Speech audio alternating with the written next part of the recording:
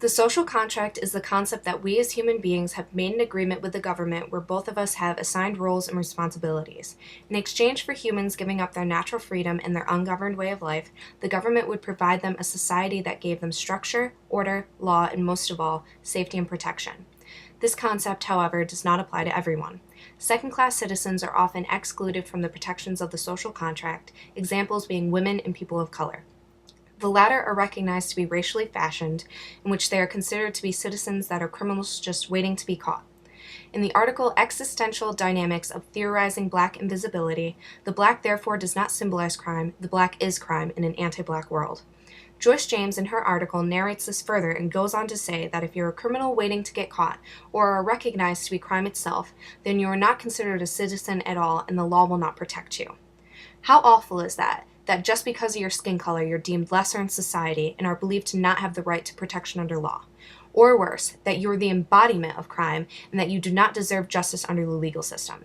Every person has the right to feel safe and protected by their government and society, regardless of their body's markers. Race is simply an idea and a type of classification system based on visual differences that society perceives. According to the film Race and the Power of Illusion, race is just a biological myth. It doesn't exist. It is an idea that society has constructed to justify this classification and categorization of people. Genetically, all humans are not very different. There are no genetic markers that define race. But despite this fact, society still clings to this ideology to separate us into groups, some which are considered superior to others. Johann Blumenbach, mentioned in the article White Normativity and the Racial Rhetoric of Equal Protection, considered white men to be the primeval type of man, and him along with many other natural philosophers believed that Caucasians were superior to any other kinds of man. Also in the film, a white male who was partaking in a biological study regarding race was asked if given the opportunity would he change his skin color. He answered with no, he wouldn't, and that he considers being white a privilege. With this evidence, we can then infer here the dichotomy between being white and being black, in which being white is considered superior while being black inferior. Our bodies are considered to be part of our identities, who we are. The problem with race is that there's too much emphasis on the body.